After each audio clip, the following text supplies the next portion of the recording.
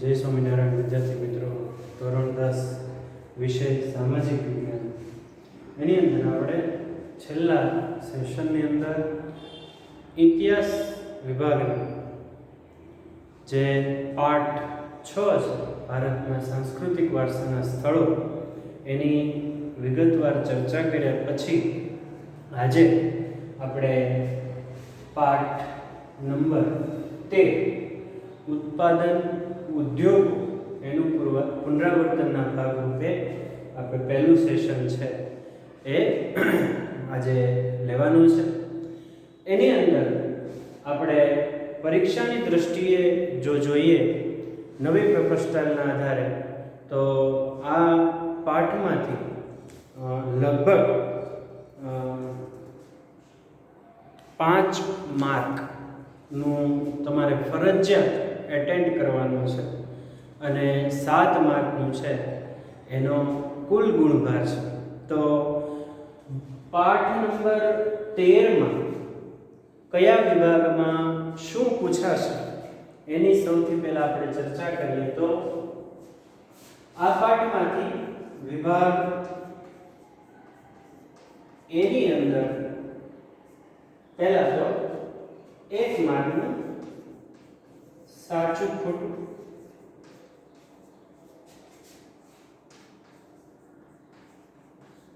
આ ઉપરાંત વિભાગ એ માટે એક એમસીક્યુ એટલે કે મલ્ટિપલ ચોઇસ ક્વેશ્ચન, જે તમને સવાલ આપ્યો હોય અને એના નીચે 4 A B C અને D માં જવાબ આપ્યા હોય, એમાંથી સાચો વિકલ્પ છે એ પસંદ કરીને લખવાનું અને આપણે એમસીક્યુ કહીએ છીએ. તો એમાંથી 1 માર્ક એટલે વિભાગ એની અંદર 2 માર્ક.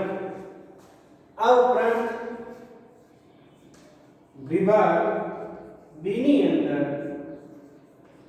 માગ્યા મુજબ ઉત્તર લખો, એની અંદર 2 પ્રશ્નો, 2 પ્રશ્નો એમ કરીને કુલ આ વિભાગમાંથી 4 માર્ક. અને વિભાગ ડી માં નકશાકૃતિ નો 1 ગુણ એમ કરીને આ પાઠમાંથી 4 ને 6 1 7 માર્કનું છે એ પરીક્ષાની અંદર પૂછાય.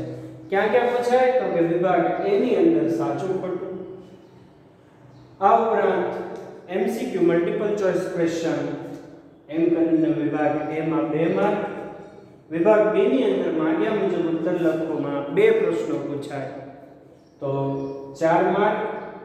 અને વિભાગ ડી ની અંદર નકશાકૃતિ કરો 1 માર્ક એમ કરીને કુલ 7 માર્ક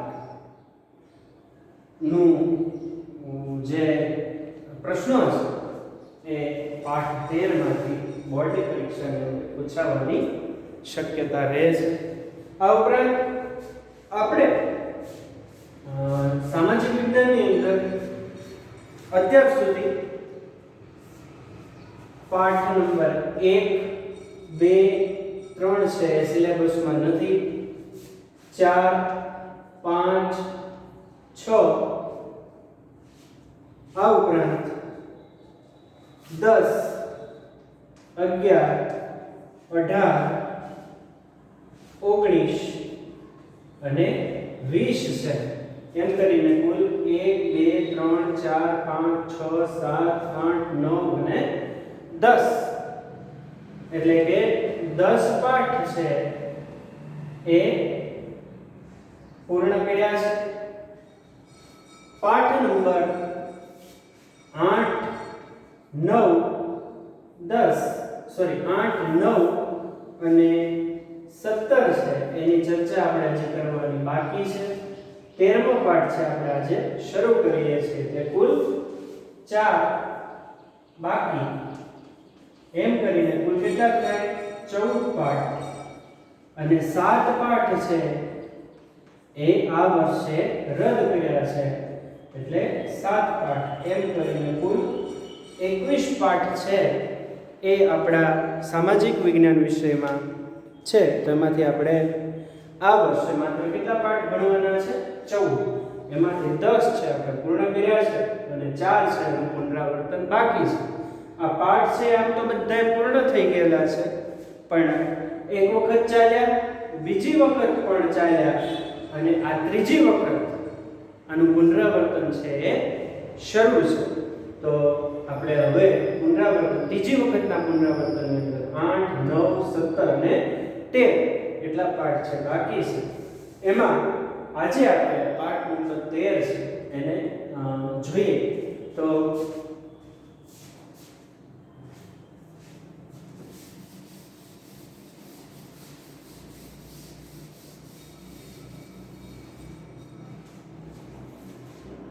પાઠ નંબર 13 ની અંદર આજના સેશનની અંદર આપણે આટલા પોઈન્ટ છે એ આજે જોવા છે. એમાં પ્રસ્તાવના, આ ઉપરાંત ઉદ્યોગોનું મહત્વ, ઉદ્યોગોનું વર્ગીકરણ આ પરીક્ષાની દૃષ્ટિએ ખૂબ જ મહત્વનું. આપણે તમે વર્ગખંડની અંદર આવતા હતા એ વખતે મેં તમને એક ચાર્ટ બનાવી દીધો હતો ઉદ્યોગોનું વર્ગીકરણ. તો એ ઉદ્યોગોનું વર્ગીકરણ, એમાં કૃષિ આધારિત અને એમાં કૃષિ આધારિત બે ઉદ્યોગો, સુતરાઉ કાપડ ઉદ્યોગ અને શણના કાપડનો ઉદ્યોગ આજના સેશનની અંદર છે એ આજે આપણે જોવો છે.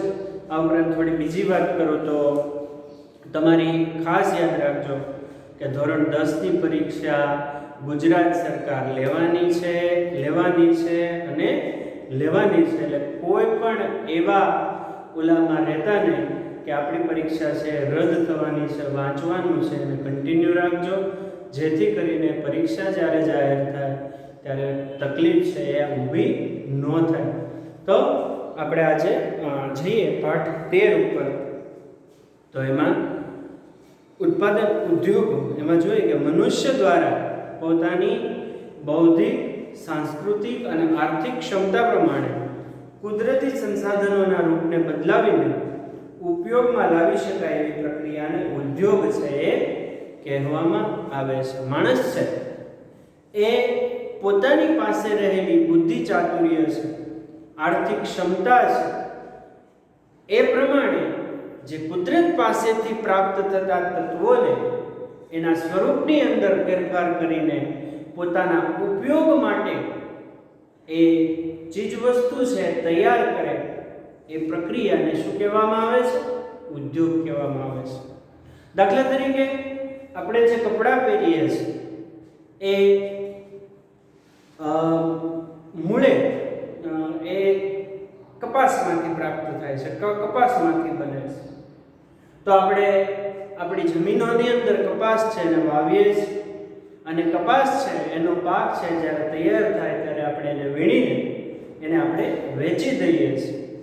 અને એના જે ઉત્પાદનકારો છે, ઉત્પાદકો છે, એની ઉપર પ્રોસેસ કરીને એ કપાસમાંથી વિવિધ પ્રકારનું કાપડ છે તૈયાર કરે છે અને એ કાપડમાંથી આપણે વસ્ત્રો છે બનાવીને એને આપણે પરિધાન છે કરતા હોઈએ છીએ. તો માણસ છે એ પોતાની પાસે રહેલી જે બુદ્ધિ શક્તિ છે અને આર્થિક શક્તિમાંથી કોઈ કુદરતી સંસાધનો ઉપર પ્રક્રિયા કરીને પોતાના ઉપયોગમાં લેવાય એવું બનાવે તો એ પ્રક્રિયાને ઉદ્યોગ છે એ કહેવામાં આવે છે. ભારતમાં ઉદ્યોગોની પરંપરા સિંધુ ખીણની સભ્યતાથી જ ચાલી આવે છે.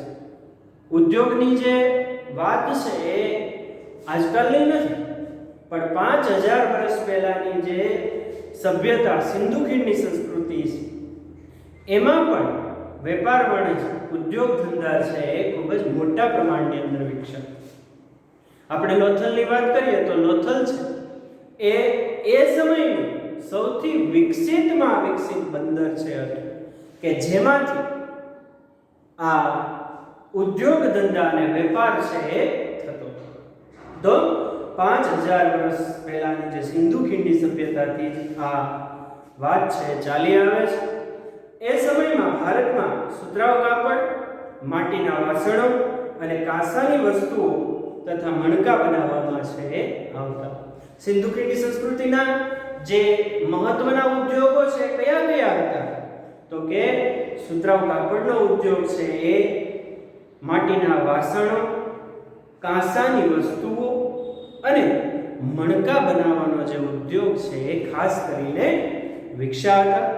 18મી સદી સુધી ભારત છે વાહનો બનાવવાના ઉદ્યોગમાં, હસ્તકળા અને ગૃહ ઉદ્યોગમાં છે એ આગળ હતો. ભારત છે એ 18મી સદી સુધી જે વાહનો બનાવવાનો ઉદ્યોગ છે, આ ઉપરાંત હસ્તકળાને લગતા ઉદ્યોગો છે અને ગૃહ ઉદ્યોગો છે એની અંદર ખૂબ જ આગળ પડતો હતો.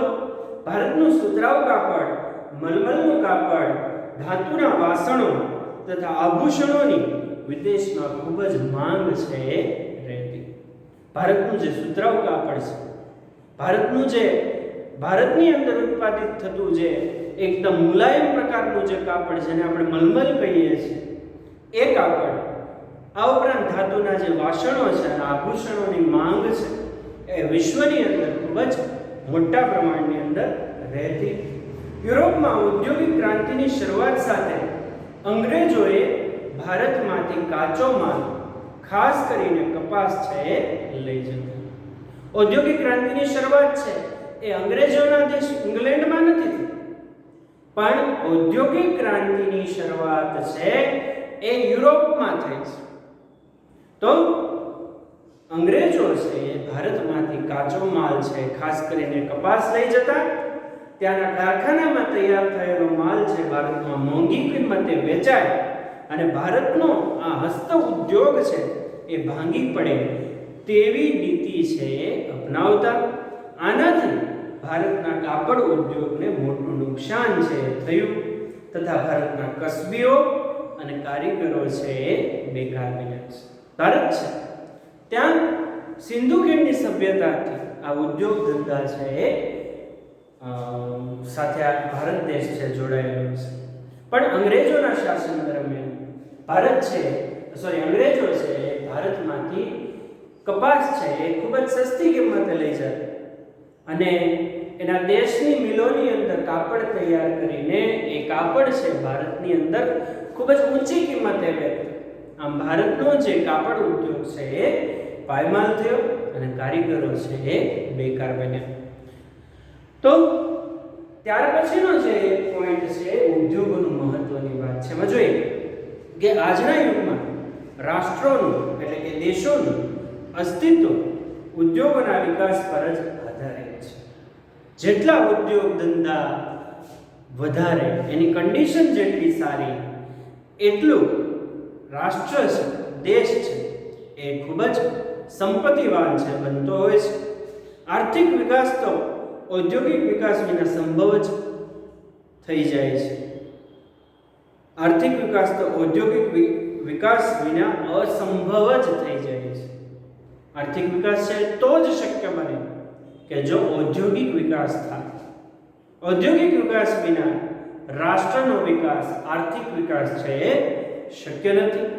જે દેશો ઔદ્યોગિક દ્રષ્ટિએ જેટલા વધારે વિકાસ પામ્યા છે તેની અર્થવ્યવસ્થા એટલી જ મજબૂત બની છે. જે દેશો છે એ ઔદ્યોગિક દ્રષ્ટિએ વિકાસ પામ્યા છે એ અર્થવ્યવસ્થાની દ્રષ્ટિએ પણ એટલા જ વિકસિત બન્યા છે, મજબૂત બન્યા છે.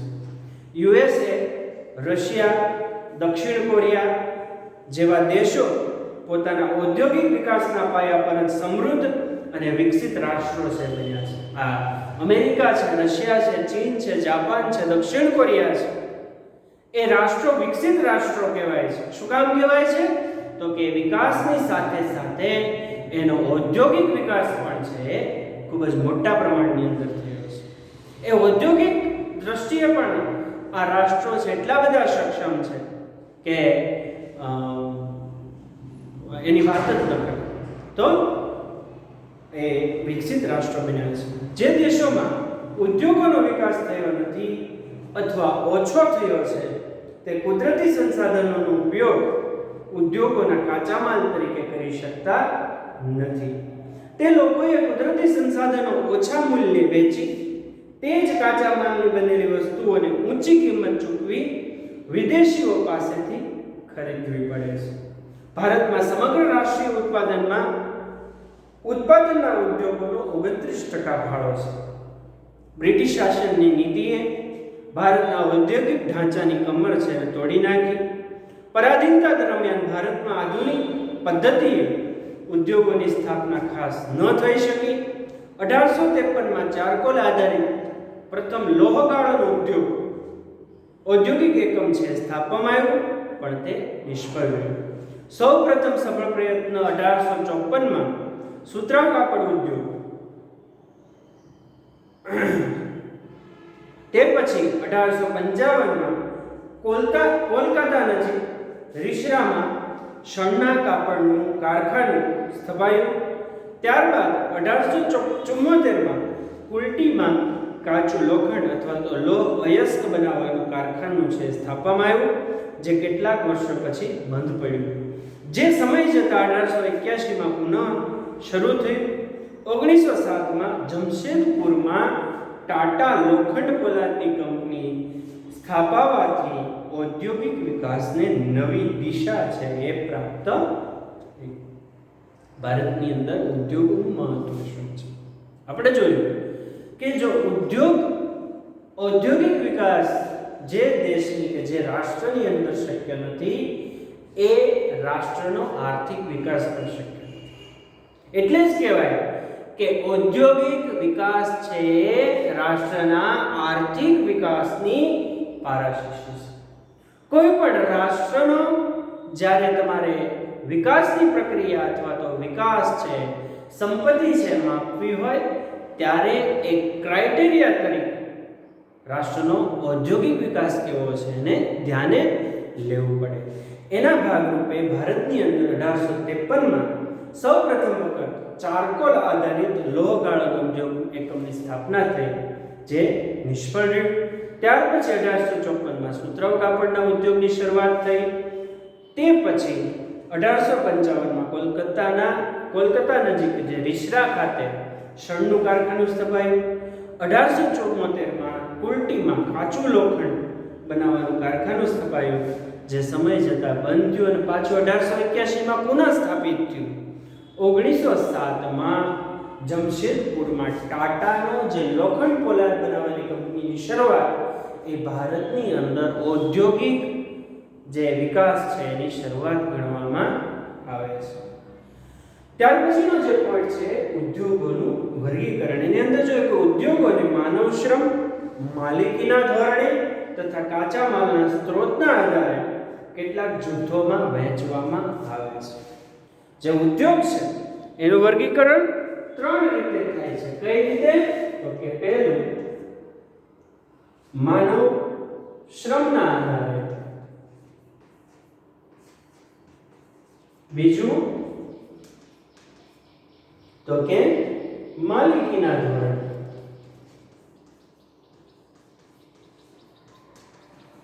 અને ત્રીજું કાચા માલના સ્ત્રોતના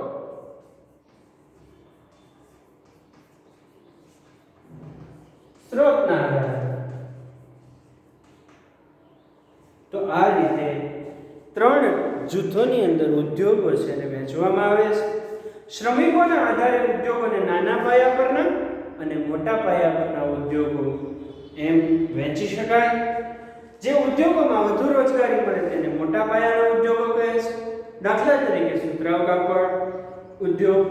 જે ઉદ્યોગ કોઈ વિશેષ વ્યક્તિના માલિકીપણા હેઠળના સંચાલનમાં હોય અને આવા ઉદ્યોગોમાં શ્રમિકોની સંખ્યા ઓછી હોય તેને નાના પાયા પરના ઉદ્યોગો છે કહે છે. દાખલા તરીકે ખાંડસરી ઉદ્યોગ. આ ઉપરાંત ઉદ્યોગોને ખાનગી અને જાહેર ઉપરાંત સંયુક્ત તથા સહકારી જૂથમાં પણ વર્ગીકૃત કરી શકાય. આમ ઘણી રીતે ઉદ્યોગોને વર્ગીકૃત છે એ કરી શકાય છે. તેમજ કાચા માલના સ્ત્રોતને આધારે પણ ઉદ્યોગોને કૃષિ આધારિત ઉદ્યોગ અને ખનિજ આધારિત ઉદ્યોગમાં જૂથમાં વહેંચી શકાય. તો એની અંદર જે કાચા માલના સ્ત્રોતના આધારે જે ઉદ્યોગો છે એમાં સૌથી પહેલું જે છે એ કૃષિ આધારિત ઉદ્યોગ. કાચા માલના સ્ત્રોતને બે વિભાગની અંદર વહેંચાય, એક કૃષિ આધારિત અને એક ખનિજ આધારિત. એમાં સૌથી પહેલી વાત છે કૃષિ આધારિત. કૃષિ આધારિત ઉદ્યોગો કોને કહેવાય? કે જેમાં કાચા માલ તરીકે વપરાતી વસ્તુ છે એ કૃષિમાંથી પ્રાપ્ત થતી હોય. દાખલા તરીકે સુતરાઉ કાપડ છે. સુતરાઉ કાપડ છે કઈ રીતે બને? તો કે કપાસમાંથી બને. અને કપાસ છે ક્યાંથી પ્રાપ્ત થાય? તો કે ખેતીમાંથી, કૃષિમાંથી પ્રાપ્ત થાય. તો સુતરાઉ કાપડ ઉદ્યોગ છે કેવો ઉદ્યોગ થાય? કૃષિ આધારિત. સુતરાઉ કાપડ, શણ, રેશમી કાપડ, ઊની કાપડ, ખાંડ, કાગળ વગેરે કૃષિ આધારિત પ્રવૃત્તિથી પ્રાપ્ત થતા કાચા માલ પર આધારિત ઉદ્યોગ છે. એમાં સૌથી પહેલું છે સુતરાઉ કાપડ ઉદ્યોગ. જોઈએ આપણે કે ભારતની ઔદ્યોગિક અર્થવ્યવસ્થામાં વસ્ત્ર ઉદ્યોગનું પ્રમુખ સ્થાન છે. જે ભારતની અર્થવ્યવસ્થા છે, ઔદ્યોગિક અર્થવ્યવસ્થા છે, એની અંદર આ સુતરાઉ કાપડ ઉદ્યોગ છે એનું પ્રથમ અથવા તો પ્રમુખ સ્થાન છે. આ ઉદ્યોગ લગભગ 3.5 કરોડ લોકોને રોજગારી છે આપે છે. દેશના જે નાગરિકો છે એમાંથી 3.5 કરોડ નાગરિકોને, લોકોને આ સુતરાઉ કાપડ ઉદ્યોગ છે રોજગારી પૂરી પાડે છે. દેશમાં સૌથી વધારે રોજગારી પૂરી પાડતો ઉદ્યોગ કાપડ ઉદ્યોગ છે. દેશનો સૌથી વધારે રોજગારી પૂરી પાડતો જો કોઈ ઉદ્યોગ હોય તો એ આ કાપડ ઉદ્યોગ છે. તમને સાચા ખોટાની અંદર પૂછાઈ શકે કે દેશમાં સૌથી વધારે રોજગારી પૂરી પાડતો ઉદ્યોગ કાપડ ઉદ્યોગ છે. આ વિધાન સાચું છે કે ખોટું? તો એ વિધાન છે કેવું છે? સાચું છે. ચીન પછી સુતરાઉ કાપડની નિકાસમાં ભારત દ્વિતીય સ્થાન છે એ ધરાવે છે. આ પણ સાચા ખોટાની અંદર પૂછાઈ શકે કે ચીન પછી ભારત સુતરાઉ કાપડના ઉદ્યોગની અંદર દ્વિતીય સ્થાન ધરાવે છે. તો સાચું. આ ઉપરાંત એવું પણ પૂછાઈ શકે કે સુતરાઉ કાપડ ઉદ્યોગમાં ભારત છે પ્રથમ સ્થાન ધરાવે છે. તો ખોટું. પ્રથમ સ્થાન છે કોણ ધરાવે છે? ચીન ધરાવે છે. આ ઉપરાંત તમને MCQ ની અંદર પૂછાઈ શકે કે કાપડ ઉદ્યોગમાં વિશ્વમાં ભારતનું સ્થાન કેટલામું છે? પહેલું, બીજું, ત્રીજું, ચોથું? તો બીજું. તો આ રીતે પ્રશ્નો છે પૂછાઈ શકે. તો ભારત છે ચીન પછી દ્વિતીય સ્થાન છે ધરાવે છે. ઉત્પાદન અને રોજગારીની દ્રષ્ટિએ આ ઉદ્યોગ દેશનો મુખ્ય ઉદ્યોગ છે. મુંબઈમાં સૌપ્રથમ સુતરાઉ કાપડની મિલ છે સ્થપાઈ. ત્યારબાદ ગુજરાતમાં અમદાવાદમાં શાહપુર મિલ તથા કેલિકોમ મિલ છે સ્થપાઈ. સુતરાઉ કાપડની મિલો સુતરાઉ કાપડની મિલો શરૂઆતના વર્ષોમાં મુંબઈ અને અમદાવાદ ખાતે સ્થપાઈ. સસ્તો કપાસ, શ્રમિકોની ઉપલબ્ધિ, પરિવહન સુવિધા, નિકાસ માટેના બંદરો તથા બજાર ક્ષેત્રની અનુકૂળતાના કારણે અહીં સુતરાઉ કાપડની મિલો છે એ સ્થપાઈ છે. ક્યાં ક્યાં સુતરાઉ કાપડ ઉદ્યોગ છે વિકસ્યો છે? તો કે મુંબઈમાં અને અમદાવાદની અંદર. આપણે આમ પણ જોઈએ તો દેશની અંદર સૌથી વધારે કપાસનું ઉત્પાદન કરતા બે રાજ્યો મહારાષ્ટ્ર અને ગુજરાત. એ દ્રષ્ટિએ પણ સૌથી વધારે કાપડ ઉદ્યોગ છે એ મહારાષ્ટ્રની અંદર અને ગુજરાતની અંદર વિકસ્યો હોવો જોઈએ. આજે તો સુતરાઉ કાપડની મિલો દેશના લગભગ 100 નગરોની અંદર આવેલી છે. વર્તમાન સમયમાં મુંબઈ, અમદાવાદ, ભિવંડી, સોલાપુર, કોલ્હાપુર, નાગપુર, ઇન્દોર અને ઉજ્જૈન સુતરાઉ કાપડ ઉદ્યોગના મુખ્ય અને પરંપરાગત કેન્દ્રો છે. તમને નકશાપૂર્તિમાં આ કેન્દ્રો પૂછી શકે કે સુતરાઉ કાપડ ઉત્પાદનના કેન્દ્રો તો કયા કયા?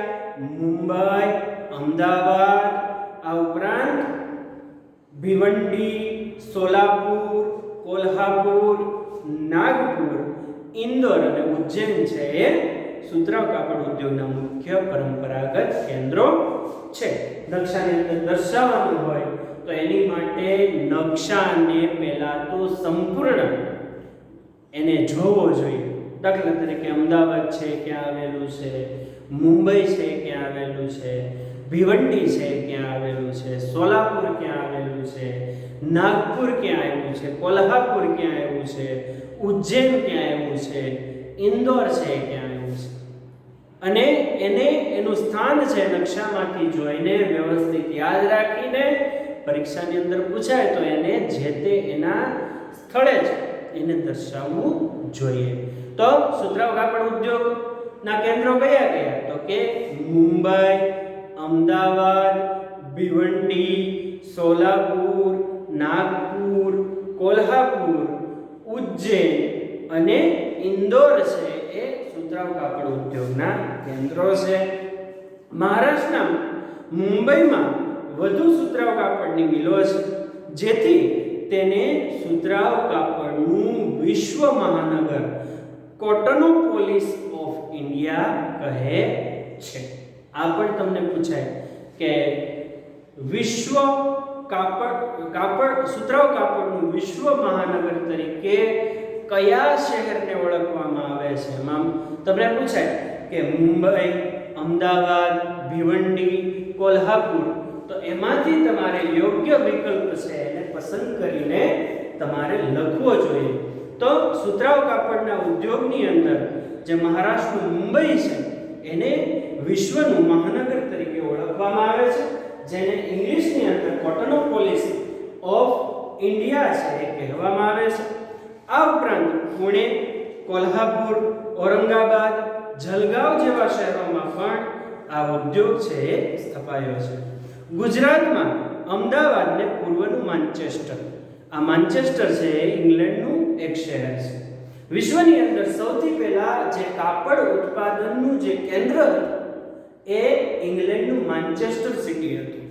એટલા માટે થઈને જે અમદાવાદ છે એને ભારતનું માન્ચેસ્ટર તરીકે ઓળખવામાં આવે છે, અથવા તો પૂર્વના માન્ચેસ્ટર તરીકે પણ ઓળખવામાં આવે છે. પશ્ચિમનું માન્ચેસ્ટર એટલે કે ઇંગ્લેન્ડનું માન્ચેસ્ટર અને પૂર્વનું માન્ચેસ્ટર એટલે કે આપણું અમદાવાદ. તથા ડેનિમ સિટી ઓફ ઇન્ડિયા પણ કહે છે. જો કાપડ ઉદ્યોગોનું જે વિશ્વ મહાનગર છે મુંબઈ છે, આ ઉપરાંત જે પૂર્વનું માન્ચેસ્ટર છે અમદાવાદ છે, આ ઉપરાંત અમદાવાદને ડેનિમ સિટી તરીકે પણ ઓળખવામાં આવે છે. આ ઉપરાંત વડોદરા, કલોલ, ભરૂચ, સુરત, પોરબંદર, ભાવનગર, રાજકોટ વગેરે શહેરોનો પણ સમાવેશ થાય છે. તમિલનાડુમાં કોયમ્બતુર મુખ્ય કેન્દ્ર છે. ચેન્નઈ અને મદુરાઈ વગેરે કેન્દ્રોનો સમાવેશ છે એમાં થાય છે. ઉત્તર પ્રદેશમાં કાનપુર, ઇટાવા, આગ્રા, લખનઉ વગેરે મુખ્ય કેન્દ્રો છે. મધ્યપ્રદેશના ઇન્દોર, ગ્વાલિયર, ઉજ્જૈન અને દેવાસ આ ઉદ્યોગોના મુખ્ય કેન્દ્રો છે. પશ્ચિમ બંગાળમાં કોલકાતા, હાવડા, મુર્શિદાબાદ વગેરે પ્રમુખ સુતરાઉ કાપડ ઉદ્યોગના કેન્દ્રો છે. રાજસ્થાન, પંજાબ, હરિયાણા વગેરે રાજ્યોમાં પણ સુતરાઉ કાપડનો ઉદ્યોગ છે એ વિકસ્યો છે. આ ઉદ્યોગના વિકેન્દ્રીકરણમાં નોંધપાત્ર યોગદાન કરનાર પરિબળોમાં વ્યાપક બજાર ક્ષેત્ર, પરિવહન, બેંક તથા વિદ્યુતની સુવિધા છે. આજે કાપડ ઉદ્યોગ ઉત્તમ પ્રકારના કપાસની અછત, જૂના યંત્રોનો વપરાશ, અનિયમિત વિદ્યુત પુરવઠો, કૃત્રિમ રેશાના કાપડની સ્પર્ધા તથા વૈશ્વિક બજારમાં તીવ્ર સ્પર્ધાની સમસ્યાનો સામનો છે એ કરી રહ્યો છે. એની નીચે અંડરલાઈન કરો કે કાપડ ઉદ્યોગ છે એ કઈ સમસ્યાઓનો સામનો છે કરી રહ્યું છે. તો એના જવાબની અંદર આ લખવું જોઈએ કે ઉત્તમ પ્રકારના કપાસની અછત, જૂના યંત્રોનો વપરાશ, અનિયમિત વીજ પુરવઠો, કૃત્રિમ રેશાના કાપડની સ્પર્ધા તથા વૈશ્વિક બજારમાં તીવ્ર સ્પર્ધાનો સામનો છે કાપડ ઉદ્યોગ કરી રહ્યો છે. Bharat, Russia, United Kingdom, USA, Sudan, Nepal, Australia, France, દક્ષિણ આફ્રિકા વગેરે દેશોમાં સુતરાઉ કાપડની નિકાસ છે એ કરે છે. તો આજે આપણે શણના કાપડનો ઉદ્યોગ છે અને બાકી રાખીને આજનો ભાગ 1 અથવા તો સેશન પહેલું છે તેને અહીંયા પૂર્ણ કરીએ છીએ. ફરી વખત મળશું, ત્યાં સુધી રજા આપશો. જય સ્વામિનારાયણ.